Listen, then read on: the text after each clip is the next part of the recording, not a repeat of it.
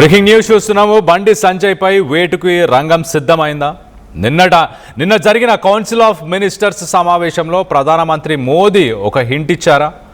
మంత్రుల పనితీరుపై శాఖల వారీగా నివేదికలు తెప్పించుకొని పలువురు మంత్రులకు క్లాస్ పీకినట్టు తెలుస్తుంది ప్రధానమంత్రి మోదీ సుదీర్ఘ చర్చలు జరిపారు. నిన్న సాయంత్రం 4:30 గంటల నుంచి రాత్రి 9 గంటల 15 నిమిషాలు, అంటే సుమారు 5 గంటల 15 నిమిషాల పాటు ఈ భేటీ జరిగింది. మోదీ క్లాస్ పీకడంతో కొంత మంత్రులు టెన్షన్లో ఉన్నట్టు తెలుస్తుంది. తమ పదవి ఉంటుందా ఊడుతుందా అనే భయం మొదలైంది. మరి ముఖ్యంగా బండి సంజయ్కి కూడా మోదీ క్లాస్ తీసుకున్నారనే చర్చ నడుస్తుంది. ఈ నెలాఖరులో బీజేపీలో కొత్తగా నియామకాలు రాబోతున్నాయి. ఆ తర్వాత క్యాబినెట్ విస్తరణ ఉండే ఛాన్స్ ఉంది.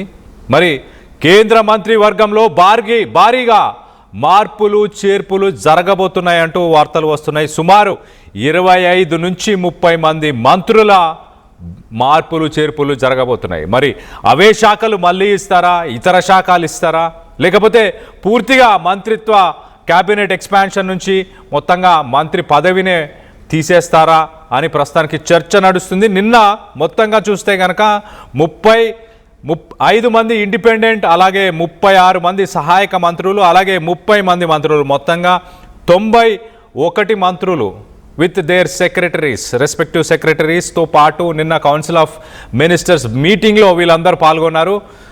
మరోపక్కన పార్లమెంట్ సెక్రటరీ ఆయన చాలా క్లియర్, క్యాబినెట్ సెక్రటరీ కూడా ఆ నివేదికలన్నీ కూడా చూశారు. అంటే మంత్రులు ఎలా పనిచేస్తున్నారు, ఏమి ఇష్యూస్ ఉన్నాయి, వాళ్ళ వల్ల ప్రభుత్వం పైన ప్రజల్లో ఎలాంటి ఒపీనియన్ ఉంది అంటూ కూడా వాళ్ళు చూసినట్టు తెలుస్తుంది. మొత్తం మీద దీనికి సంబంధించి డీటెయిల్గా అప్డేట్ తీసుకునే ప్రయత్నం చేద్దాం. ఇటు మా ప్రతినిధి శ్రీధర్ ఉన్నారు, శ్రీధర్తో మాట్లాడి తెలుసుకునే ప్రయత్నం చేద్దాం. శ్రీధర్, మొత్తంగా ఒక 25 నుంచి 30 మంది మంత్రులని వాళ్ళ పదవుల నుంచి తొలగించే అవకాశం ఉందని వినికిడి. సో దీంట్లో కేంద్ర మంత్రి, మన తెలుగు రాష్ట్రాలకు సంబంధించిన మంత్రుల పేర్లు కూడా ఉండే అవకాశం ఏమైనా ఉందా? సార్, డెఫినెట్ గా కళ్యాణ్ తెలుగు రాష్ట్రాలకు చెందినటువంటి దాంట్లో కూడా ఉన్నారు. అందులో ముఖ్యంగా కూడా అటు కేంద్ర హోంశాఖ సహాయ మంత్రిగా ఉన్నటువంటి బండి సంజయ్ పేరు కూడా ప్రధానంగా వినిపిస్తుంది. అటు బండి భగీరథ కేసు రాష్ట్రంలో సంచలనం సృష్టించినప్పటికీ దానికన్నా ముందు నుంచి కూడా బండి సంజయ్ ఎప్పుడైతే కేబినెట్ పునర్వ్యవస్థీకరణ జరుగుతుందన్న ఉన్నప్పటి నుంచి, కేసు కన్నా ముందు నుంచి కూడా బండి సంజయ్ని తొలగిస్తారు.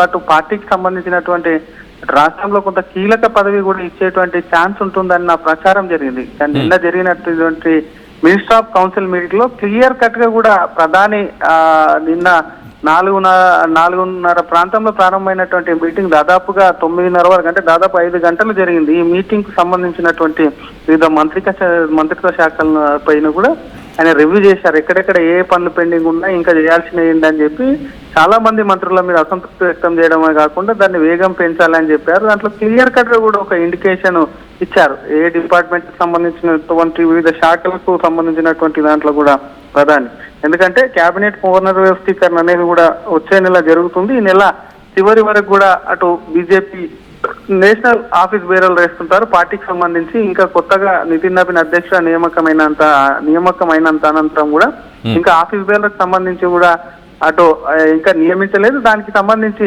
ఎవరెవరినైతే తీస్తారో వాటికి సంబంధించి వాళ్ళకి సంబంధించి కొంత కీలక అటు పార్టీ పదవులు ఇచ్చేటువంటి ఛాన్స్ ఉంటుంది. కాబట్టి ముందు పార్టీ పదవులు ఇచ్చి ఆ తర్వాత కూడా క్యాబినెట్ షఫ్లింగ్ ఉంటుంది, పునర్వ్యవస్థీకరణ ఉంటుంది. అందులో దాదాపుగా ప్రస్తుతం 72 ప్రధానితో కలుపుకొని 72 మంది ఉన్నారు. కాబట్టి అందులో 25 నుంచి 30 మంది అన్నా కూడా దాదాపుగా సగానికి సగం కూడా మంత్రులకు కూడా ఉద్వాసన పలికేటువంటి పరిస్థితి ఉంది. కాబట్టి కేవలం ఇది జస్ట్ ఈ రోజు నిన్ననో తీసుకున్నటువంటి నిర్ణయం కాదు, ముందు నుంచి కూడా కొంత శాఖల పైన మంత్రుల పైన అబ్జర్వ్ చేస్తున్నారు. కాబట్టి బండి సంజయ్కి సంబంధించినటువంటి అంశంలో సైతం కూడా కొంత ముందు నుంచి పార్టీ ఆయనకు సంబంధించి కూడా పక్కన పెట్టాలి, మరొకరికి ఛాన్స్ ఇవ్వాలి అని చెప్పి కూడా పార్టీలో ఉన్నటువంటి సమాచారం. ఎందుకంటే గతంలో బండి సంజయ్కి ఇచ్చినప్పుడు పెద్ద ఎత్తున ధర్మపురి అరవింద్ కానివ్వండి, ఈటెల రాజేందర్ కానివ్వండి, డికే అరుణ కానివ్వండి, లక్ష్మణ్ కానివ్వండి, ఇట్లాంటి వాళ్ళందరూ కూడా అటు మంత్రిత్వ వర్గంలో చోటు కోసం కూడా పెద్ద ఎత్తున ప్రయత్నాలు చేస్తారు. అయినప్పటికీ కూడా ఇటు తెలంగాణ నుంచి కేంద్ర మంత్రిగా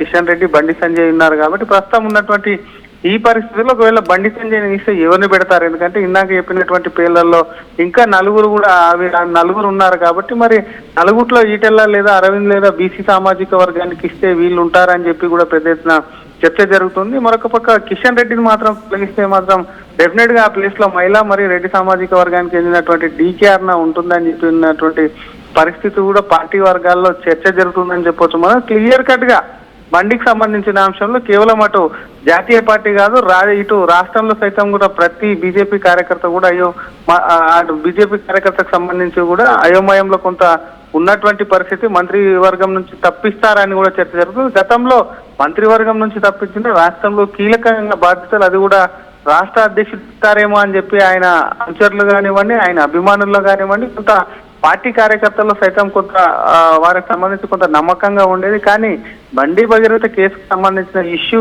వచ్చినప్పటి నుంచి కూడా కొంత వాళ్ళు కూడా ఆలోచించాల్సినటువంటి పరిస్థితి ఉంది. మరి బండి సంజయ్ని కేంద్ర మంత్రి పదవి నుంచి తప్పిస్తే మాత్రం అసలు రాష్ట్ర పగ్గాలు అప్పచెప్పేటువంటి అవకాశాలు తక్కువే అన్న అంచనాకు కూడా వచ్చినటువంటి పరిస్థితులు. మరి ఆయనను ఏ విధంగా కూడా ఆయనకు అడ్జస్ట్మెంట్ చేస్తారు, ఆయనకు సంబంధించి ఏ విధమైన దాంట్లో కూడా ఆయనను నియమిస్తారన్న దానిపై కూడా కొంత సందిగ్ధత నెలకొందని చెప్పాలి. ఏదేమైనప్పటికీ అటు శాఖల వారికి ఉన్నటువంటి పరిస్థితిని సమీక్షించడమే కాకుండా వారికి సంబంధించి ఎవరెవరు పనితీరు ఎట్లుంది, ఎందుకంటే హెచ్ఓడీలు కూడా అక్కడే ఉన్నారు కాబట్టి డిపార్ట్మెంట్ హెడ్లకు సంబంధించి సెక్రటరీలు వాళ్ళందరి ముందే కూడా ప్రధాని సైతం కూడా ప్రధాని నేరుగా ఉండి కూడా పనితీరును సమీక్షించారు కాబట్టి ఇందులో ఉన్నటువంటి దాంట్లో బండి సంజయ్ కానివ్వండి ఇతర మంత్రులకు చాలా మందికి కూడా కొంత ఉద్వాసం అయితే పలుకుతారు. ఎందుకంటే బీజేపీ ఏర్పాటు మూడోసారి ఏర్పాటు ఎన్డీఏ ప్రభుత్వం కూడా 2 ఏళ్లు పూర్తి అవుతుంది కాబట్టి మూడోసారి దానికి సంబంధించి మాత్రం ఇటు బండికి ఉద్వాసన తప్పదనే చర్చ ఇంకా ఢిల్లీ వర్గాల్లో కూడా దూరనుకుందని చెప్పొచ్చు కళ్యాణ్. అయితే శ్రీధర్, ఒకవేళ మంత్రి పదవికి వేటు పడితే మరి బండి సంజయ్ ఎలా రియాక్ట్ అయ్యే అవకాశం ఉంది? గతంలో మనం చూసాం తెలంగాణ బీజేపీ ఆఫీస్ ఆయన చేరుకున్న తర్వాత ఏదైనా పార్టీ పెడుతున్నారా అంటూ ఆయనని మీడియా మిత్రులు ప్రశ్న అడిగినప్పుడు అలాంటి ఆలోచనలు లేవంటూ ఆయన చెప్పుకొచ్చారు. మరి పార్టీలో ఆఫీస్ బేరర్ ఇలాంటి పదవులు కూడా ఇప్పుడు ప్రస్తుతానికి వాటిని ఇవ్వబోతున్నారు. మరి కేంద్ర మంత్రి పదవుల్లో ఉన్న వాళ్ళని ఈ ఆఫీస్ బేరర్ పదవుల్లోకి మార్చిన తరువాత వాళ్ళని మళ్ళీ క్యాబినెట్ ఎక్స్పాన్షన్ మరి దాని తర్వాత జరిగే అవకాశం ఉందా? ఎలాంటి పదవులు ఇచ్చే అవకాశం ఉంది ఒకవేళ బండి సంజయ్ని కేంద్ర మంత్రి పదవి నుంచి తొలగిస్తే కనుక? డెఫినెట్ గా ఏదో ఒక పదవి బండి సంజయ్కి సంబంధించిన అంశంలో ఎక్కడో ఒక దగ్గర అడ్జస్ట్మెంట్స్ చేసేటువంటి అవకాశాలు ఉన్నాయని చెప్పి కూడా బీజేపీ వర్గాల్లో చర్చ జరుగుతున్నప్పటికీ కొంత స్పందించదని ఇందాక చెప్పుకున్నట్టు కేసుకు సంబంధించి బండి భగీరథ కేసుకు సంబంధించినటువంటి అంశం వచ్చింది. కొంత ఆయనకు సంబంధించి కొంత కుటుంబానికి సంబంధించిన వ్యవహారం అయినప్పటికీ ఆయన సిచ్యువేషన్